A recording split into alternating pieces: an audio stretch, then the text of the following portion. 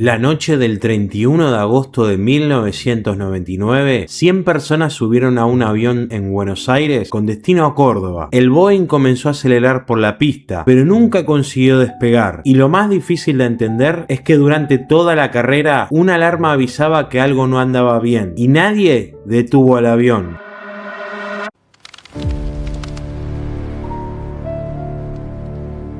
Para entender cómo se llegó hasta aquella noche, hay que retroceder algunos años. LAPA, Líneas Aéreas Privadas Argentinas, había sido fundada en 1976 como una pequeña compañía dedicada principalmente a vuelos regionales. Desde 1984, su presidente era el empresario Gustavo Andrés Deutsch. A finales de los 80 y comienzo de los 90, el mercado aerocomercial argentino comenzó a transformarse. La privatización de Aerolíneas Argentinas y una política de mayor apertura permitieron el crecimiento de otras compañías, y LAPA encontró allí una oportunidad. Lo que había comenzado como una pequeña aerolínea regional creció hasta convertirse en una de las principales compañías aéreas privadas del país. Durante la década del 90 llegó a competir directamente con Aerolíneas Argentinas y Austral. Para 1994 volaba a 17 destinos dentro de Argentina, además de Colonia del Sacramento en Uruguay. También realizaba vuelos charter hacia Estados Unidos. Hacia finales de 1995 ya operaba alrededor de 27 destinos domésticos. Una de las claves de ese crecimiento eran los precios. En algunos trayectos, viajar en avión con LAPA podía costar tan solo un poco más que realizar el mismo recorrido en micro, que hasta entonces consideraban el avión un transporte demasiado caro. Aquello cambió las reglas del juego, pero mientras la empresa crecía, también comenzaron a aparecer cuestionamientos sobre su funcionamiento. Con el tiempo, antiguos empleados y distintas investigaciones periodísticas describían una campaña obsesionada con reducir costos. Algunas reconstrucciones llegaron a hablar de un deterioro de la cultura de seguridad, problemas concretos de disciplina operacional, controles y seguimiento de las tripulaciones. Uno de los pilotos que posteriormente denunciaría públicamente problemas dentro de la empresa fue Enrique Pineiro, quien años después llevaría parte de aquella experiencia al cine en Whisky Romeo Zulu. Pineiro dejaría LAPA pocos meses antes del accidente. Para entonces, uno de los aviones de la flota era el Boeing 737. Ese avión había volado por primera vez el 14 de abril de 1970. Había pertenecido primero a Britannica Airways, luego a la empresa francesa European Airlines y finalmente, en diciembre de 1996, había llegado a LAPA. Para el momento que ocurriría la tragedia, acumulaba 67.864 horas de vuelo y 41.851 ciclos de despegue y aterrizaje. Era una aeronave con casi 30 años de servicio, pero eso por sí mismo no significaba que estuviera en condiciones inseguras. El comandante de vuelo era Gustavo Weigel, de 45 años. Tenía unas 6.500 horas de vuelo, que aproximadamente 1.710 de ellas eran en el Boeing 737. Su copiloto era Luis Echeverry, de 31 años. Había acumulado 4.085 horas de vuelo, de las cuales alrededor de 560 correspondían al mismo modelo. Sobre el papel, ambos estaban habilitados para realizar aquel vuelo. Sus licencias y aptitudes psicológicas estaban vigentes y la Junta consideró que la experiencia general de ambos era adecuada para las funciones que desempeñaban, pero sus antecedentes profesionales mostraban algo que después sería estudiado detenidamente. En evaluaciones anteriores habían aparecido características negativas de vuelo. Cuando trabajaban dentro de ambientes rigurosos, podían corregirlas, pero esas mismas características volvían a aparecer cuando la disciplina en cabina disminuía, y la disciplina sería precisamente uno de los principales problemas. En el caso de Weigel, se señala que su última licencia había sido de 16 días y había comenzado el 15 de abril de aquel año. Por eso prefiero no afirmar que simplemente no se había tomado vacaciones, porque el documento oficial sí registra periodos de licencia. Más allá de eso, llegamos entonces al martes 31 de agosto de 1999. El vuelo LAPA 3142 debía unir Buenos Aires con Córdoba. A bordo viajarían 95 pasajeros y 5 tripulantes. Weigel llegó aproximadamente una hora antes de la partida, conversó con el despachante y cuando llegó Echeverry comenzaron la preparación del vuelo. Las condiciones meteorológicas eran buenas. Revisaron la información correspondiente al destino y los aeropuertos alternativos. Controlaron el plan de vuelo y calcularon el combustible necesario. Nada hacía pensar que aquella noche sería una noche diferente. El despachante incluso declararía que había visto a ambos pilotos en buenas condiciones y que Weigel parecía tan enérgico como era habitual. El Boeing fue cargado con aproximadamente 8.500 kilos de combustible. Durante esas tareas ocurrió un pequeño episodio. Un mecánico estaba realizando el trasvase de combustible hacia los tanques de las alas cuando llegó el comandante. Según el informe, Weigel mostró signos de molestia, arrojó al suelo el registro técnico de vuelo y cerró por su cuenta la llave del trasvase, interrumpiendo momentáneamente el trabajo del mecánico. Con la tripulación dentro del Boeing, comenzó la preparación para partir. Durante los primeros minutos, Weigel, Echeverry y la comisario de a bordo hablaron de cuestiones personales. Cuando ella abandonó la cabina, los dos pilotos continuaron conversando. El tono cambió. Como mostraría posteriormente la grabadora de voces, comenzaron a aparecer reproches y referencias a problemas personales. El comandante reconoció que estaba atravesando un mal momento y su copiloto respondió que él tampoco tenía un buen día. La conversación continuó durante la puesta en marcha de los motores, el retroceso desde la posición de estacionamiento y posteriormente durante el rodaje. Hablar dentro de la cabina no era principalmente el problema. El problema era cuándo y cómo. Las conversaciones personales comenzaron a mezclarse con la lista de comprobación que los pilotos debían hacer antes del despegue. Se calcularía más tarde que prácticamente el 60% de las conversaciones registradas fueron ajenas a la operación del avión. La lista de comprobación se realizó de manera desordenada y fue interrumpida varias veces, y en algún momento de aquella secuencia se omitió un procedimiento fundamental. Los pilotos no habían realizado correctamente la comprobación denominada Before Takeoff. Dentro de esa lista estaba la configuración de los flags. Los flags son superficies movibles ubicadas en las alas. Al extenderse modifica la aerodinámica del avión y permiten generar mayor sustentación a velocidades más bajas, algo fundamental durante el despegue. En aquel Boeing debían colocarse en la posición correspondiente antes de ingresar a la pista, pero no ocurrió. Los flags permanecieron completamente retraídos. Ninguno de los dos pilotos lo advirtió. A las 20:53, el Boeing 737 del APA ingresó en la pista 13 de Aeroparque. Delante tenían la pista, detrás 100 personas que esperaban llegar a Córdoba. Weigel comenzó a aumentar la potencia de los motores.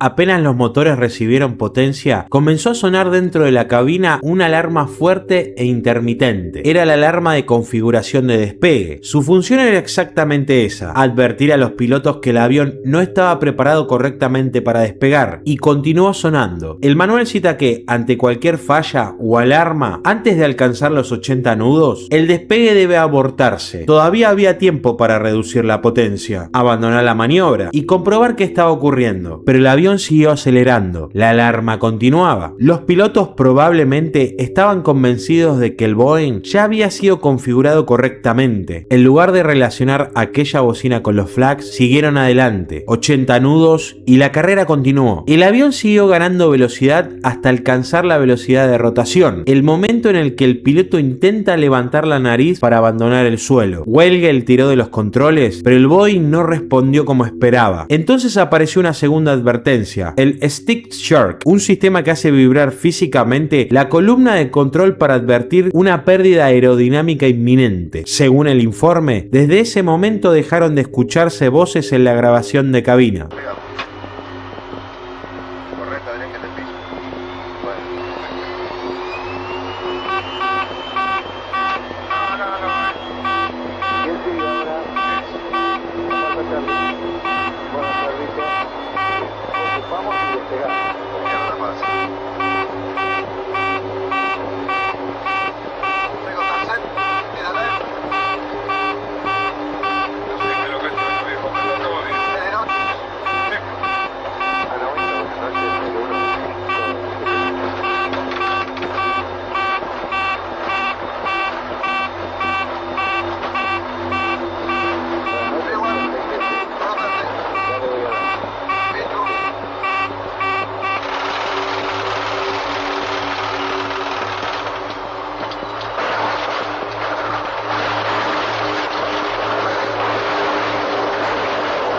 El Boeing ya circulaba a más de 200 km por hora. Había superado el punto en el que podía detenerse cómodamente dentro de la pista. Los pilotos redujeron potencia e intentaron frenar, pero ya no había suficiente espacio. El vuelo 3142 nunca llegó a despegar. El Boeing atravesó el final de la pista, destruyó instalaciones del aeropuerto y rompió la valla perimetral. Del otro lado estaba la avenida Costanera. El avión la cruzó fuera de control. Durante ese recorrido impactó y arrastró un automóvil que circulaba por allí. Después chocó contra maquinaria vial y finalmente contra un terraplén próximo a una estación reguladora de gas. Eran aproximadamente las 20:54. El combustible comenzó a derramarse, se produjo una fuga de gas y segundos después comenzó el incendio. El impacto no había matado a todos los ocupantes. Dentro del fuselaje todavía había decenas de personas con vida, pero ahora tenían que salir de un avión destruido mientras el fuego avanzaba. Una de las auxiliares intentó utilizar un extintor, pero no pudo tomarlo debido a la temperatura. Después trató de abrir la puerta trasera derecha. Estaba trabada, probablemente por la deformación del fuselaje. Otra auxiliar consiguió abrir la puerta trasera izquierda. Por allí comenzaron a escapar algunos pasajeros. Otros encontraron una abertura producida por la rotura del lado derecho del fuselaje. De las 100 personas que viajaban en el Boeing, 63 terminaron muriendo, 60 pasajeros y 3 miembros de la tripulación, más la gente que iba en el automóvil que chocó con el avión. El saldo oficial fue de 65 muertos y 34 heridos. Bomberos de Aeroparque, Policía Federal y Prefectura Naval trabajaron sobre el incendio mientras aproximadamente 15 ambulancias del SAME, además de vehículos de instituciones privadas, comenzaron a distribuir a los heridos según la gravedad de sus lesiones. Y en medio de aquella escena hubo también personas que corrieron hacia el fuego en lugar de alejarse. Una de ellas fue Mauricio Donquín. Se encontraba cerca del lugar cuando vio el accidente. Se cubrió la cabeza y entró en los restos incendiados del Boeing. Consiguió sacar a 4 personas. Una de ellas era Benjamín Buteler. Buteler tenía 37 años cuando ocurrió el accidente. Pasó 9 meses y medio internado. Perdió ambas piernas y quedó con un brazo inutilizado. Durante meses intentó descubrir quién lo había sacado del avión. Finalmente encontró a Donkin. Otros sobrevivientes comenzaron procesos igualmente largos. Marixa Beiró tenía 30 años y regresaba a Córdoba después de realizar un curso en Buenos Aires. Sufrió quemaduras en aproximadamente la mitad de su cuerpo. Permaneció internada durante meses y atravesó decenas de operaciones. Oscar Novilé consiguió salir del avión con quemaduras en la cara, las manos y otras partes del cuerpo. Su recuperación incluyó injertos de piel, rehabilitación y tratamiento psicológico. Para ellos, sobrevivir al vuelo 3142 fue solamente el comienzo de otra historia. Mientras tanto, las familias de quienes viajaban hacia Córdoba comenzaron a buscar información y aparecía otro problema: identificar a las víctimas. La mayoría pudo ser reconocida mediante registros odontológicos, pero 12 cuerpos necesitaban análisis de ADN. Entonces se descubrió algo terrible: 9 cadáveres habían sido entregados a familias equivocadas. Algunos ya habían sido enterrados. Fue necesario realizar 9 exhumaciones para corregir las identificaciones y varias familias tuvieron que atravesar por segunda vez el entierro de sus seres queridos.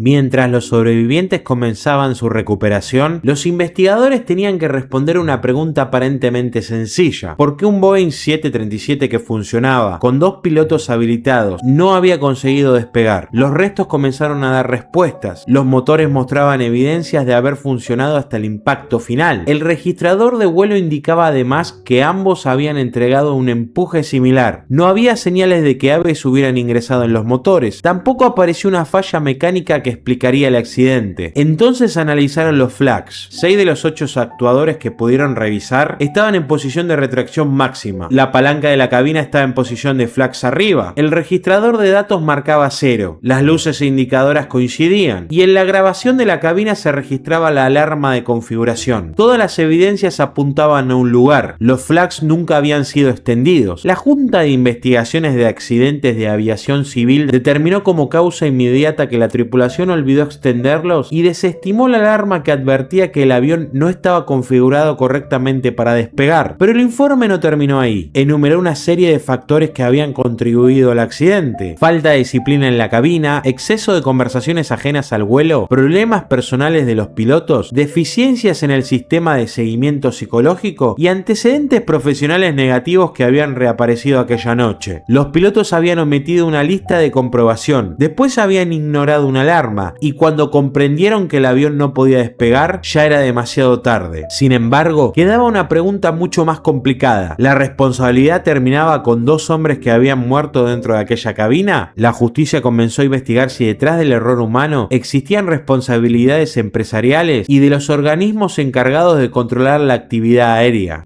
La causa penal quedó inicialmente en manos del juez federal Gustavo Literas. Durante los primeros meses declaró personal técnico del APA y después fueron convocados cientos de pilotos, copilotos, auxiliares y sobrevivientes. La investigación comenzó a mirar más allá de los últimos segundos del vuelo. En marzo del 2000 fueron allanadas las oficinas centrales del APA y su sala de operaciones en Aeroparque. Los investigadores secuestraron documentación y legajos de pilotos. En mayo llegó el informe final de la Junta y la investigación judicial comenzó a avanzar sobre directivos del APA y antiguos funcionarios de la Fuerza Aérea. Para el primer aniversario del accidente, el expediente ya acumulaba alrededor de 16.000 páginas y unos 15.500 testimonios. En diciembre del 2000 fueron procesados 4 directivos del APA por estrago culposo seguido de muerte y 3 integrantes de la Fuerza Aérea por incumplimiento de los deberes del funcionario público. Pero el expediente comenzó a atravesar recursos, apelaciones y demoras. Pasaron los años y el juicio recién llegó mucho tiempo después. El 2 de febrero del 2010, más de 10 años después del accidente, 4 de los principales directivos del APA que llegaron a juicio fueron absueltos. 2 ex integrantes de la Fuerza Aérea fueron sobreseídos porque la acusación contra ellos prescribió. 2 ex gerentes de operaciones del APA fueron condenados a 3 años en suspenso cada uno. Pero tampoco esas condenas quedarían firmes. En febrero del 2014, la Cámara Federal de Casación Penal las anuló. La razón fue el paso del tiempo. La acción penal había prescripto. Posteriormente esa decisión quedó firme. 15 años después del accidente, el expediente terminaba sin ninguna persona cumpliendo una condena por las 65 muertes del vuelo 3142. Y hubo una última coincidencia que volvió a colocar uno de los nombres de esta historia en los diarios. Gustavo Deutsch, quien había sido presidente del APA, murió el 14 de septiembre del 2014 en otro accidente aéreo. Piloteaba un avión que cayó poco después de despegar. La investigación de aquel accidente concluyó que Deutsch había cometido errores durante la maniobra y señaló además que no debería haber operado aquella aeronave sin un copiloto debidamente entrenado. Cuando uno reconstruye la tragedia del APA, resulta tentador buscar un único momento que salió mal, y técnicamente sabemos cuál fue la causa inmediata, pero también sabemos que en esos segundos existieron señales, antecedentes. Sin embargo, también sabemos que la forma laboral que rodeaba toda la empresa del APA estaba absenta de controles, de seguridad y de habilitaciones que ayudaron a que esta tragedia se concretara. Los accidentes aéreos casi nunca comienzan cuando un avión impacta contra el suelo. Muchas veces empiezan mucho antes, con pequeñas decisiones que por separado parecen insignificantes. Una comprobación que se da por hecha, una advertencia que alguien escucha tantas veces que deja de escucharla. 65 personas murieron aquella noche, y quizás por eso la tragedia del APA permanece en la memoria argentina no solamente como la historia de un avión que no pudo despegar, sino como el recuerdo de una tragedia que tuvo oportunidades para ser evitada. Si te gustó el video, dale like, comentá, compartí y suscríbete para no perderte los próximos casos. Gracias por acompañarme hasta el final. Soy Lalo Cajetilla y nos vemos en el próximo video.